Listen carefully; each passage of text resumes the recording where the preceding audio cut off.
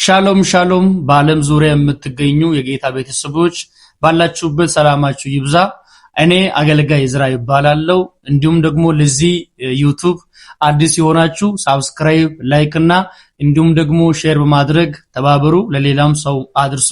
ዛሬ ወቅታዊ ሁኔታዎችን ኢየሱስ ክርስቶስ ደግሞ ሊመጣ እንዳለ ጊዜያቶችና ሰዓቶች እያሳዩ ናቸውና ይሄን ደግሞ ከእግዚአብሔር ቃል በማነጻጸር ማቴዎስ ወንጌል 25ኛው ምዕራፍ ላይ ያለውን እግዚአብሔርን ቃል የአስሩ ልጃገረዶች ምሳሌ አንድ ላይ እናያለን።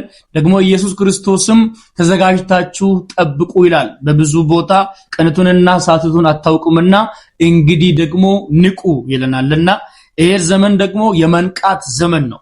ለዚህ ነው ሐዋርያ ጳውሎስም በመጽሐፍ ቅዱስ ለሮሜ ሰዎች ጽፍ እንደዚህ አለ፣ ከእንቅልፋችሁ የምትነሱበት ሰዓት አሁን እንደደረሰ ዘመኑን ይወቁ ይላል። እንዲሁም ደግሞ ካመንበት ጊዜ ይልቅ የመዳናችን ጊዜ እየደረሰ እንዳለ ይወቁ ብሎ ይናገራል።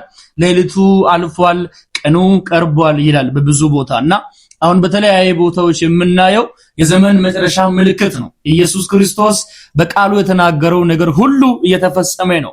ስለዚህ በዚህ ሰዓት ተዘጋጅተን እንጠብቅ፣ እንዘጋጅ፣ ራሳችንን እናስተካክል። እንዘጋጅ ሲባል ልብስ ለብሰን ልብሳችንን አጥበን የሆነ ቆንጆ ቤት ሰርተን በዛ ቤት ቁጭ ብለን ኢየሱስን መጠበቅ አይደለም። እንዘጋጅ ማለት ኢየሱስ ክርስቶስ በብዙ ቦታ ይናገራል። ማንንም እንዳያስታችሁ ተጠንቀቁ ካለ በኋላ ተዘጋጅታችሁ ጠብቁ ይላል። ይህ ምን ማለት ነው? መዘጋጀት ማለት ሶስት ነገሮች አሉ። እነርሱን ዛሬ እነግራችኋለሁ። አዲስ የሆናችሁ ይሄን ዩቲዩብ ሰብስክራይብ አድርጉ። ወዲያውኑ ወደ እግዚአብሔር ቃል እንገባለን። ማቴዎስ ወንጌል 25ኛው ምዕራፍ ከቁጥር 1 እስከ 13 ያለውን አንድ ላይ እናነባለን። እንደዚህ ብሎ ይናገራል።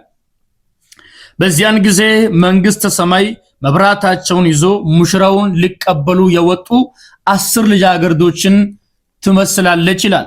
ከነርሱም 5ቱ ልጃገረዶች ዝንጎች ይላል፣ ከ5ቱ ደግሞ አስተዋዮች ነበሩ ይላል። ዝንጎቹ መብራት ይዘው መጠባበቂያ ዘይት አልያዙም ነበር ይላል። አስተዋዮቹ ግን ከመብራታቸው ጋር መጠባበቂያ ዘይት በማሰሮ ይዘው ነበር። ሙሽራው በዘገየ ጊዜ ሁሉም እንቅልፍ ተጫጫናቸውና ተኙ ይላል። ቁጥር 6 ላይ እንደዚህ ይላል፣ እኩለ ሌሊት ላይ ሙሽራው እየመጣ ነው፣ ወጣችሁ ተቀበሉት የሚል ጥሪ ተሰማ። በዚያን ጊዜ ልጃገረዶቹ ሁሉ ተነስተው መብራቶቻቸውን እየተረኮሱ መዘጋጀት ያዙ። ከዛ በኋላ ቁጥር 8 ላይ እንደዚህ ይላል፣ ዝንጎቹ አስተዋዮቹን መብራታችን ሊጠፋብን ስለሆነ ከዘይታችሁ ስጡን አሏቸው። አስተዋዮቹ ልጃገረዶች ግን መልሰው ያለን ዘይት ለኛም ለናንተም ላይበቃ ስለሚችል ሄዳችሁ ከሻጮች ለራሳችሁ ግዙ አሏቸው ይላል። ቁጥር 10 ላይ ዘይት ሊገዙ እንደሄዱ ሙሽራው መጣ። ዘይት ሊገዙ እንደሄዱ ወይንም እንደወጡ ማን መጣ? ሙሽራው መጣ ይላል። ተዘጋጅተው የነበሩት ልጃገረዶችም ወደ ሰርጉ ግብዣ አብረውት ገቡ። በሩም ተዘጋ። ዘገየት ብሎ ሌሎቹ ልጃገረዶች መጥተው ጌታ ሆይ በሩን ክፈትልን አሉ። እርሱ ግን መልሶ እውነት ይላችኋል አላውቃችሁም አላቸው። እንግዲህ ቀኑን ወይን ሰዓቱን ስለማታውቁ ተዘጋጅታችሁ ጠብቁ አለ ይላል።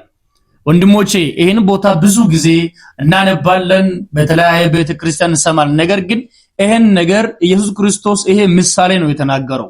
ይሄ ማቴዎስ ወንጌል 25ኛው ምዕራፍ ያለው የ10ቱ ልጃገረዶች ታሪክ ይሄ ምሳሌ ነው፣ ይሁን አይደለም። ግን ኢየሱስ በዘመን መጨረሻ እንደሚሆን ሙሽራው ደግሞ እሱ ራሱ እንደሆነ እግዚአብሔር ቃል ይናገራል።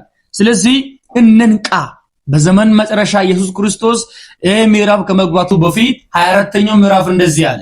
አንድ ጊዜ ኢየሱስ ክርስቶስ በቤተ መቅደስ ላይ ሲረማመድ አዩና ሐዋርያቶች ወይንም ደቀ መዛሙርቶች እሱ ጋር መጡ። እንደዚህ አሉ፣ ጌታችን ሆይ የመምጫ ቀን መቼ ነው? እስቲ ንገረን አሉት።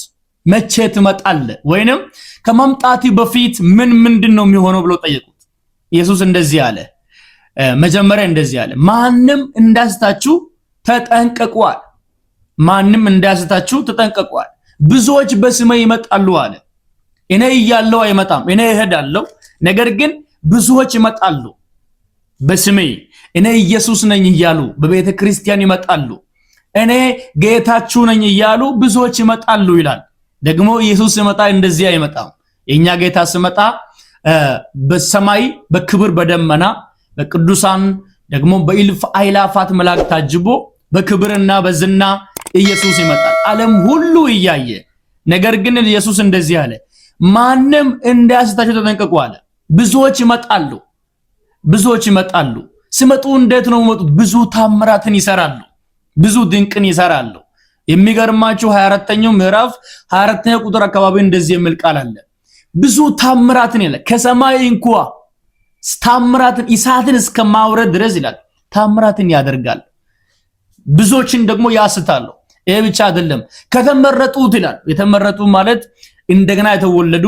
በክርስቶስ ያመኑ የሰማይ ዜጋ የሆኑትን እንኳን ሊያስቱ የሚችሉ ሰዎች ይመጣሉ የሚያስቱ በመንደነው ሲባል ታምራትን ያደርጋሉ ድንቅን ያደርጋሉ ይላል ስለዚህ ተጠንቀቁ ብሎ ይናገራል ደግሞ ከዛ በኋላ ከባድ መከራ እንደሚመጣ ዓለም ከተፈጠረበት ጀምሮ እንደምናቀው እግዚአብሔር በዘፍጥረት መጽሐፍ ላይ 6ኛው ምዕራፍ ሰው በእግዚአብሔር ላይ ተነሳ እግዚአብሔር ተቆጣና ሰውን ሊያጠፋ ፈለገ ኖሄን መረጠ ከዛ በኋላ የጥፋት ውሃ እንዳመጣ በዓለም ላይ ያለው ሰው ሁሉን እንዳጠፋ ሙሴን ኖሄና ከኖሄ ጋር 8 ሰዎች ብቻ እንደዳኑ የእግዚአብሔር ቃል ይናገራል ያኔ መርከብ ውስጥ የገቡ ሰዎች 8ቶች ናቸው አሁን ግን መርከባችን ሌላ መርከብ ነው አሁን ግን የምንገባው መርከብ ሌላ ነው ያ መርከብ ኢየሱስ ይባላል ኢየሱስ ደግሞ 8 ሰው ብቻ አይዝም ዓለም ሁሉ በልጁ እንዲያምን ነው እግዚአብሔር ልጁን ወደዚህ ዓለም የላከው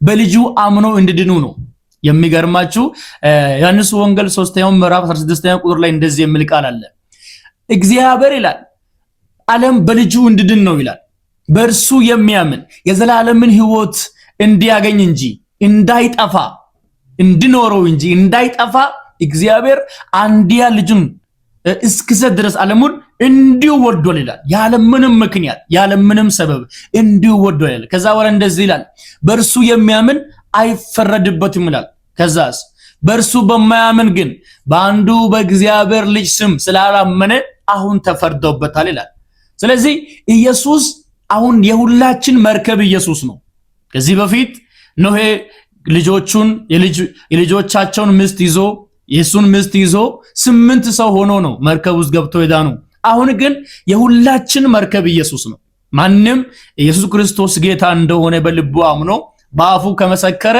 ኢየሱስ የእግዚአብሔር ልጅ እንደሆነ እግዚአብሔርም ደግሞ ከሙታን እንዳስነሳው ካመነ ለዛ ሰው የዘላለም ሕይወት አለው መርከብ አለው ይህ መርከብ ደግሞ ኢየሱስ ይባላል ሃሌሉያ መርከባችን ኢየሱስ ነው አሁን ወደዚህ ቦታ ስንመጣ ግን ኢየሱስ መርከብ ሆኖ ሳለ ወደሱ የማይገቡትን ኢየሱስ አይቀበላቸው በጣም የሚገርም ነው በሌላ ቦታ ደግሞ ጌታ ሆይ የሚል መንግስት ሰማይ የሚገባ አይደለም ይላል የእግዚአብሔርን ፍቃድ የሚያደርግ እንጂ ይላል አሁን ከዚህ ቦታ መጨረሻው ቁጥር ላይ አሁን ባነበብኩት ቦታ ላይ ጌታ ሆይ አለው ክፈትልን አለው ይህን ቃል የሚመሳሰል ደግሞ ማቴዎስ ወንጌል 7ኛው ምዕራፍ ላይ አለ ብዙ ድንቅ የሰሩ ታምራትን የሰሩ ሽባ የተረተሩ በጣም የሚገራረሙ ነገሮችን በዚህ ምድር ላይ ያደረጉ ሰዎች ሰማይ ላይ ገቡ ይችላል ምክንያቱም ምንድነው ሲባል አባቴ ሆይ የሚል ሁሉ መንግስት ሰማይ የሚገባ አይደለም ማን ነው የሚገባው የአባተን ፍቃድ የሚያደርግ ነው እንጂ ይላል ኢየሱስ ጌታ የእግዚአብሔርን ፍቃድ የሚያደርጉ ወደ አባቱ ወይንም ወደ እግዚአብሔር መንግስት ይገባሉ እዚህ ቦታ ያሉ ሰዎች ሰነፎች አሉ በጣም ደግሞ ጎበዞች አሉ የሚገርማችሁ 10 ልጃገረዶች ምሳሌ ነው በዚህ ቦታ የምናገረው ይሄ ደግሞ ምሳሌ ነው ኢየሱስ እንደዚህ አለ መንግስት ሰማይ አለ 10 ልጃገረዶችን ትመስላለች ካለ በኋላ ከ10ዎቹ 5ቱ ጎበዞች ናቸው በጣም ጎበዞች ናቸው ደግሞ 5ቱ ዝንጎች ናቸው ወይንም ሰነፎች ናቸው ይላል ሰነፎቹን ሰነፍ ያስባለው ምንድነው እነዚህ ሰነፎች ናቸው የተባሉበት ምክንያት በምን ምክንያት ነው ይህ ምክንያት በመብራታቸው ዘይት የለም በመብራታቸው ዘይት የለም። ይሄ ዘይት ደግሞ የሚታየው ዘይት ከገበያ የሚገዛ ከሱቅ የሚገዛ ዘይት አይደለም።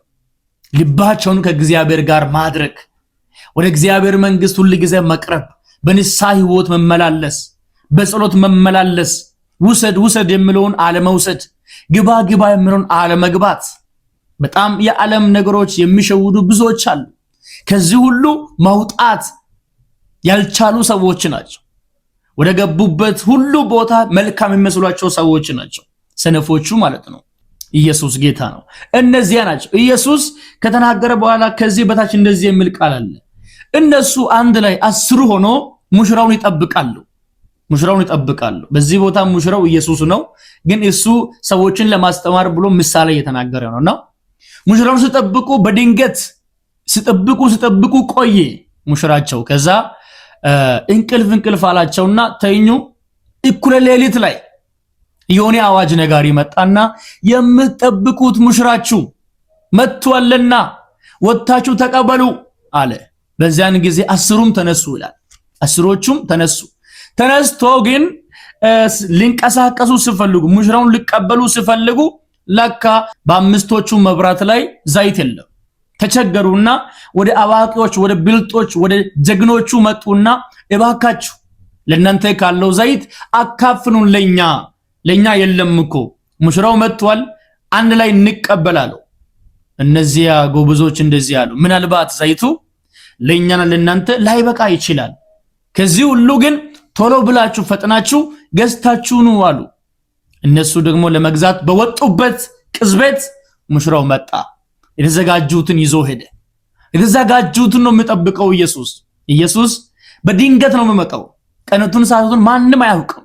በዚህ ሰዓት ኢየሱስ የሚመጣበትን ቀን ባናቅም እንኳን ዘመናትን ወይንም ጊዜያቶችን እናውቃለን። ኢየሱስ ተናግሯል። ከመምጣቱ በፊት ህዝብ በህዝብ ላይ ይነሳል፣ ጦርነት ይሆናል፣ በዓለም ላይ ውጊያ ይሆናል፣ ቸነፈር ይሆናል፣ የምድር መንቀጥቀጥ በተለያየ ቦታ ይሆናል።